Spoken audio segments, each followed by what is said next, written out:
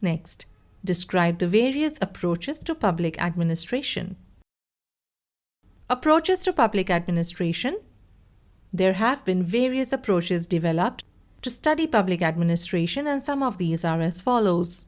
Number 1, behavioral systems approach. Number 2, historical and legal approach. Number 3, the closed and open models approach. Number 4, structural functional approach. Number 5, Marxian traditions approach. Number 6, political economy approach. Number 7, institutional approach. Number 8, public policy approach. Let us now look at each in detail. Let's take a look at the behavioral systems approach. The behavioral systems approach to public administration came into being owing to the human relations movement of the 1930s. The movement started off as a protest to the traditional approaches to public administration that focused on organizations, institutionalization, rules and code of conducts, etc., with absolutely no mention of people who are the center of all these activities. Pioneering work was done by Taylor, who came up with different set of functions and principles for the management, bringing in terms like discipline, unity of command, equity and team spirit. Also, the emergence of scientific management impacted not just the industrial sector, but also the management and study of public administration. Henry Fayol worked on his Fayolism at around the same time as Taylor. Herbert Summan stated that the administrative behavior is part of behavioral sciences, and the study of public administration cannot be complete without the study of individual and collective human behavior in administrative situations. The behavioral approach has certain salient features like individuals were paid attention to, and aspects like motivation, decision-making, authority and control were brought into focus. The informal aspects of an organization and communication patterns amongst the members were emphasized. The effort was to identify operational definition of terms, and a lot of empirical study like field study, laboratory study and statistical methods were conducted. It borrows a lot from other social sciences, social psychology and cultural anthropology. This approach had greater relevance than earlier approaches, as it took into consideration the fact that the political, social, economical, and psychological environments have an effect on human motivation, and which ultimately has an effect on the work output of an individual. It also helped to develop an understanding of what, how, and why of the way the public administrators act. It showed that the way an administration is conducted is influenced by human sentiments, presumptions, biases, and perceptions, which many of us may have experienced firsthand during our interaction with government organizations and public administrators. Number 2, historical and legal approach. The historical and legal approach to the study of public administration focuses on the administrative systems, processes and policies practiced in the past, and then try to interpret them relevantly in the context of present times. Some scholars feel that this approach provides rich details regarding what did and did not work in the past. However, authors like John Peer and Guy Peters believe that the study of history cannot provide any usable information which can be used in the present, and may lead people to have misconceived notions in the present times. Hence, as a scholar, you should know when to revisit the past and when to disassociate from it to draw pertinent theories and conclusions. The study of history of administration remains important because developments in society over time and ages have a lasting effect on the quality and the quantity of public services delivered. This approach helps the scholars and students to understand how the government adjusted its administration and functioning with changing times and what ramifications it had. The study of the past also provides crucial information regarding why some methods, policies, systems, etc. were adopted and which needs did they address. The legal approach to public administration ventures into the formidable legal structure and organization of public bodies. This approach associated itself with laws, rules, regulations, codes, official duties, etc. It also described the power, limitations, and discretionary powers of the authority and judicial decisions. Many countries, especially in Europe like Germany, France, Belgium, and others, have adopted the legal route to study public administration. It works well for these countries as they have two distinct divisions of laws, the constitutional and the other administrative. The constitutional law mainly dealt with the interrelation of power between the legislative, executive, and judicial branches of the government, while the administrative part concerns itself with the functioning of the public organizations. The legal approach throws light on the legal framework in which the public administration operates, but excludes other important and informal aspects like sociological and psychological dynamics at play, and therefore it is considered an incomplete approach by many scholars. Number 3 is the closed and open models approach. The closed and open models approach of public administration focuses on the organization itself. This approach studies complex organizations by viewing them as an open or a closed system. An open system, a closed system. An open system is a system which interacts and exchanges matter with its environment. For example, a pond. A closed system remains isolated from its environment and does not interact nor exchange any matter with its environment.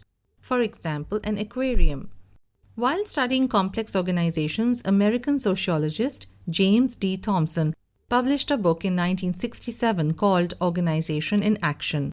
In this book, he analyzed the behaviors of the complex organization as entities in action. He studied the organization in the light of their technologies and environment, and thus he came to identify the meaning of a closed and open system within the organizational context. According to Thompson, an organization is called a closed system when the resources of an organization are employed in a functional manner. Each component of the organization contributes to the logic of the system where controlled mechanisms are employed to diminish uncertainties. Thompson cited the following as examples of a closed system: Taylor and his scientific management, Weber's concept of bureaucracy, Gulick and Erwick's administrative management. Thompson also defined an open system with respect to organizations. He said that the complex organization is a set of interdependent parts which together make up a whole because each contributes something and receives something from the whole, which in turn is interdependent with some larger environment.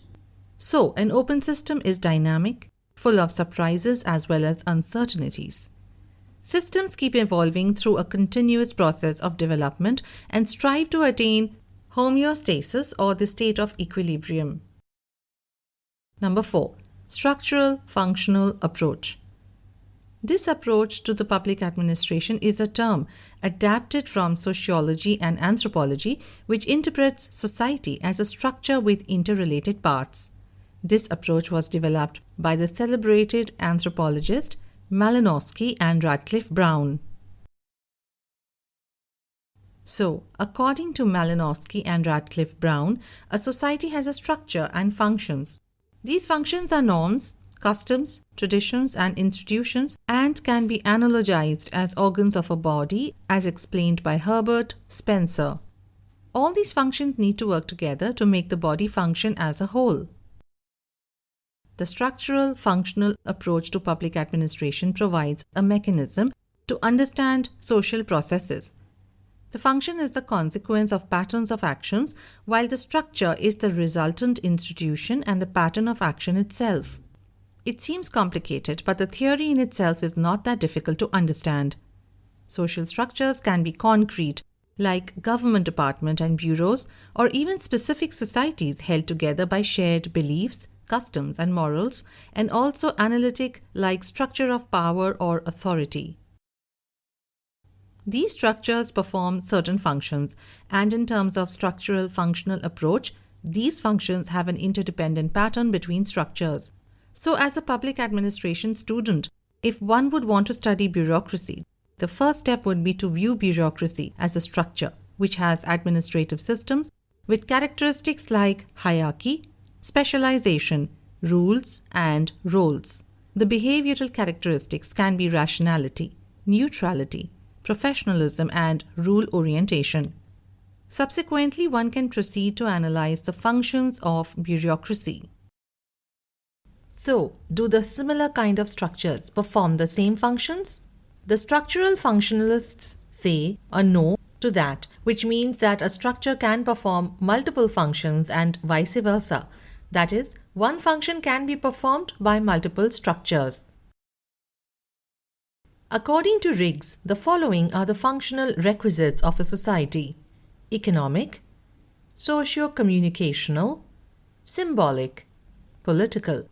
Riggs proposed the prismatic model while explaining this approach. The prismatic model uses a common phenomenon as an analogy. When white light passes through a prism, it breaks into 7 colors of different wavelengths. As per Riggs, the white light is the fused structure of the traditional society. The rainbow represents the diffracted or refracted structures of an industrialized society. Inside the prism, the society was in transition. Next, number 5, Marxian traditions approach. Karl Marx has often been cited as the most powerful personality in the history of human civilization. He was a philosopher, while being an economist, a socialist who was also a journalist, and a historian who proposed the materialist conception of history. His views regarding his areas of work and interests are collectively termed as Marxian. Karl Marx was a rebel in many ways, which also contributed to his abilities to look and understand beyond the obvious. He firmly believed that the world cannot be changed just by generating ideas. Changes can be brought in only by real physical activity. Even as a student, Marx was deeply influenced by the work of German philosopher G.W.F. Hegel. It was Hegel who inspired Marx to switch from legal studies to philosophy. What is interesting is that Hegel and his inspiration did not prevent Marx from comprehending the gaps between the rational and the real in the philosophies of Hegel. One of his important works was his critique of Hegel's philosophy of the right. Marx wrote very little about bureaucracy as such, and mostly after 1843. Marx believed that understanding the functionalism and structuralism of bureaucracy was critical because it is the political expression of the division of labor. In his The 18th Brumaire, Marx calls France as the abode to bureaucracy as opposed to Germany, which in his opinion, up until then, was the supreme example of oppressive bureaucratic conditions in the states. He suggests that bureaucracy creates conditions which subjects people to gross manipulations. Marx viewed that the state did not represent the general interest but the interests of the ruling or the dominant class. He believed that in a capitalist economy, the bureaucracy is aligned with the dominant class and it masquerades the interests of this dominant class as the general interest, which is subsequently forced on the society.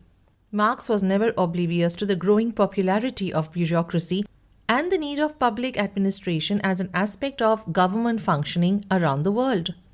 Nevertheless, this promulgation of bureaucracy did not prevent him to see the dangerous loopholes it carried.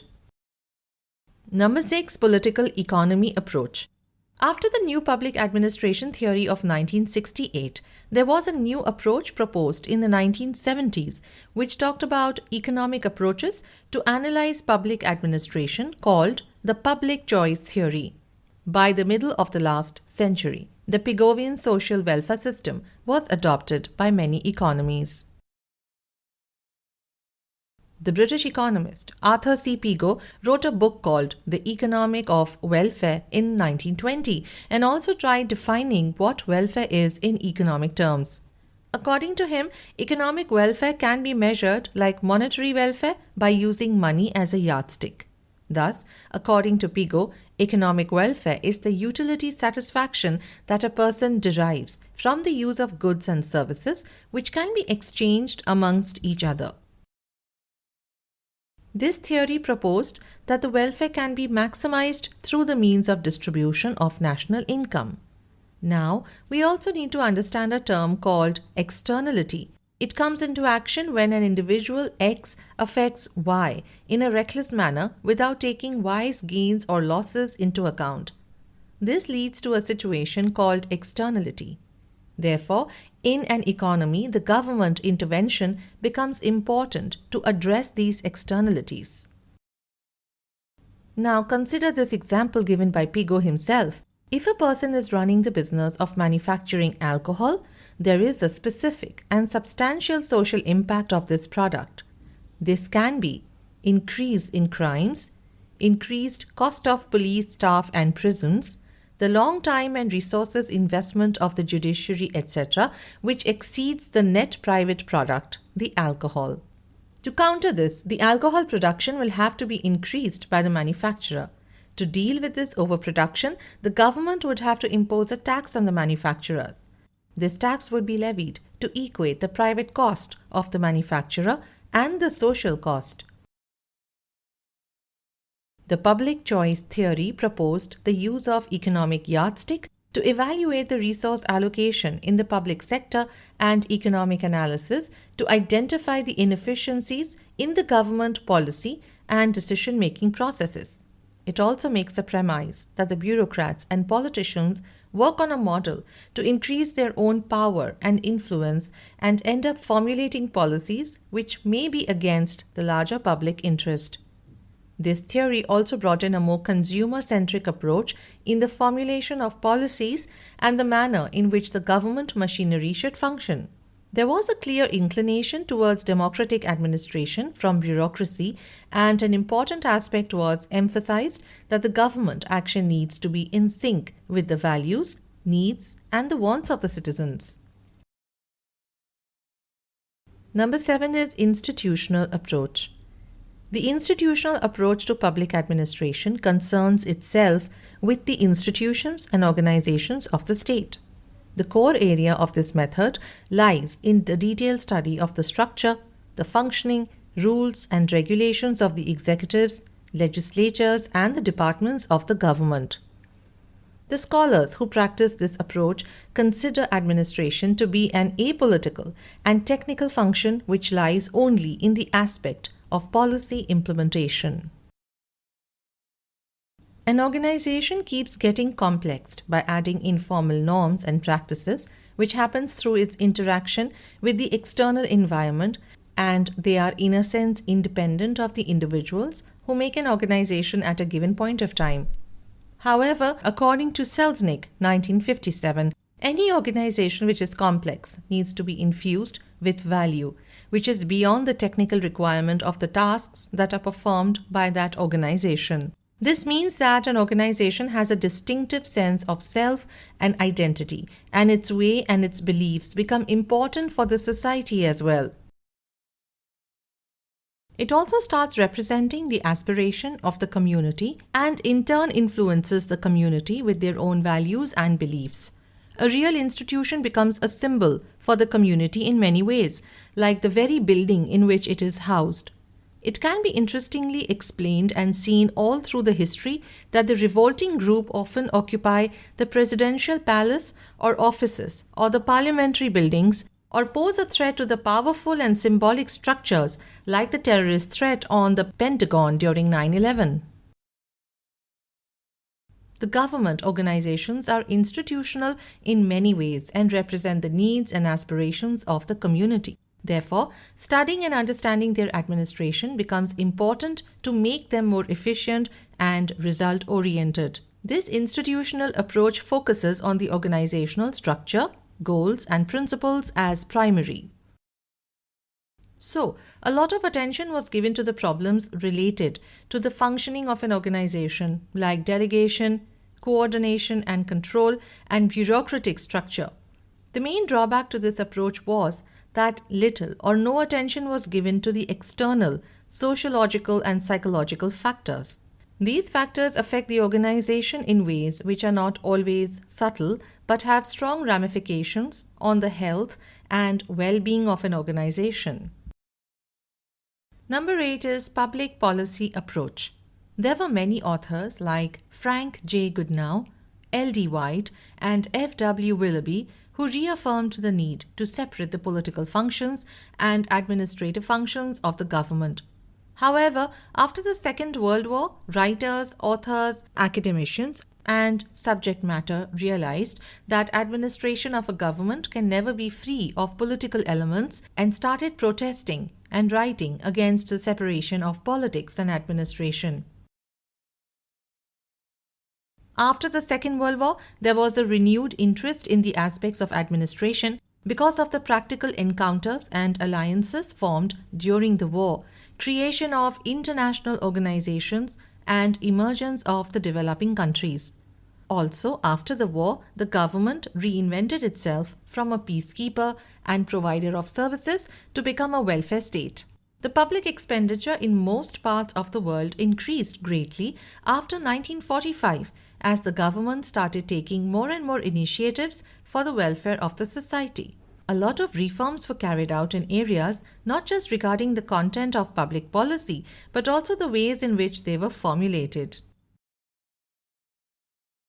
This public policy approach to public administration gained momentum after 1970s when a lot of analysis started happening around the way the government policies affected the people. With changing times, the needs of the society have also changed, and so has the role of the government and nature of its policies. The increase in the average age of the population has made the government to look into the pension policies in the developed countries, while the young illiterate population of the developing countries has forced their governments to come up with various education policies. The irony of this public policy approach is that it encompasses many aspects of government functioning. Many readers may also get dissuaded to realize that politics influences the policy making as well as the administration aspects of the way a government functions. However, with increasing number of stakeholders and pressure groups, the politics can be kept in check, and the role of politicians comes under scanner to dissuade any kind of strategic policy making to benefit only a few. Here's a question. Which of the following approaches to public administration interprets society as a structure with interrelated parts? Is it the closed and open models approach? Historical and legal approach? Is it structural functional approach? Or is it institutional approach? Click on the radio button to select the correct answer.